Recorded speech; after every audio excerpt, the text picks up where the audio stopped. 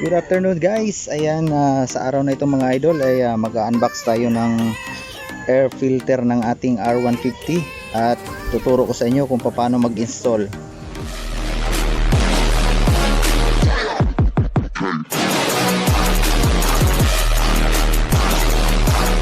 Ang unang gagawin natin ay i-unbox muna natin mga idol.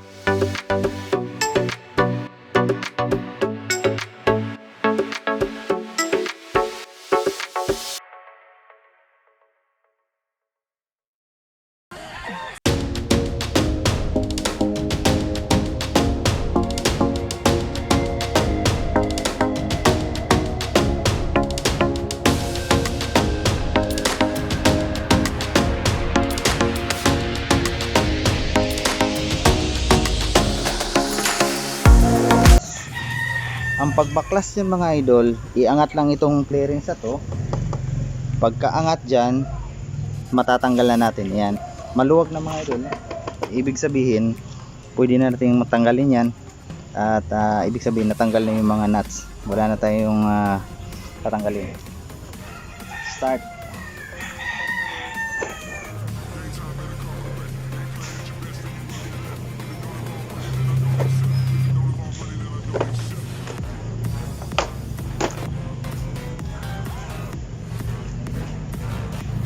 Good, natanggal na natin mga idol. Yan, ang dumi-dumi.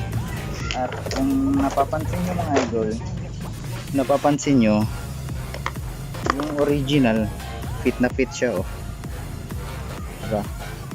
Ito naman kumpara dito, meron siyang awang. Ito wala talaga. Pero ito paano pareho ang forma.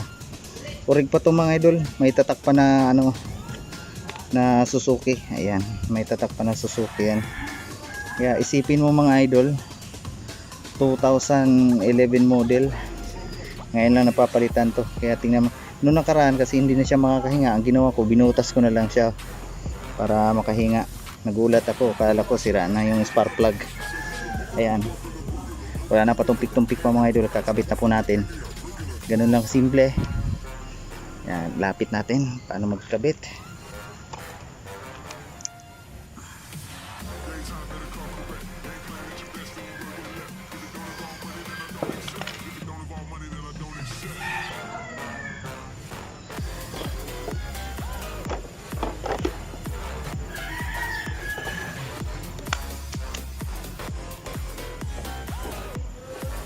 Oh, siyempre.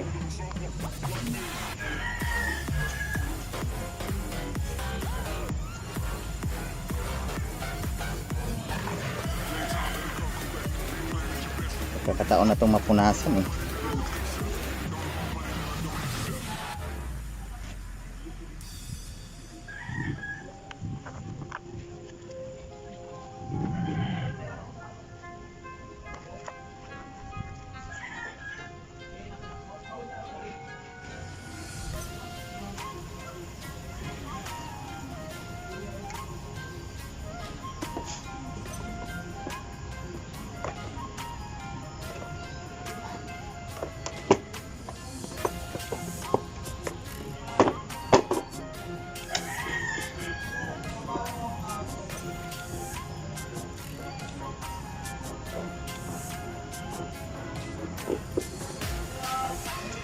Hanapin muna natin yung isang tornilyo na laglag.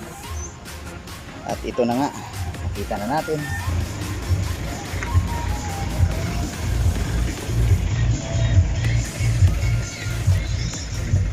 Tapos, kapit na natin.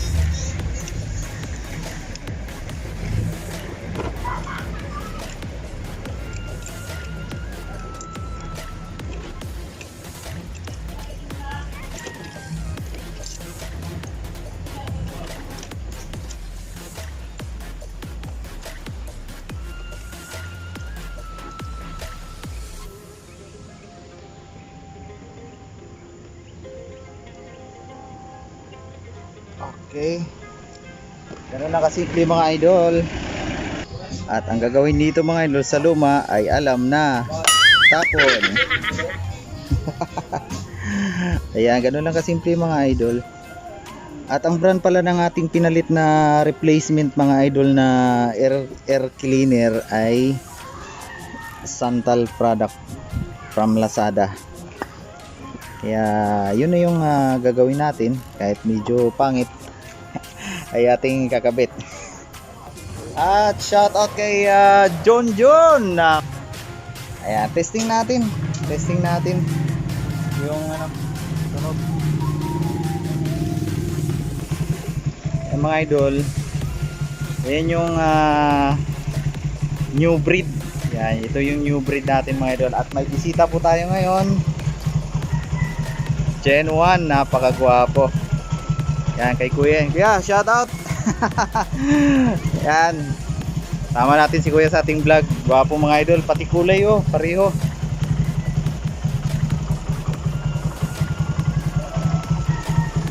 Next naman mga idol. Ang gusto ko lang dito mga idol sa Gen 1, itong ulo niya cute. Samantalang yun, dambuhala ang mukha. Yeah, sound check natin mga idol Napaka smooth, walang delay.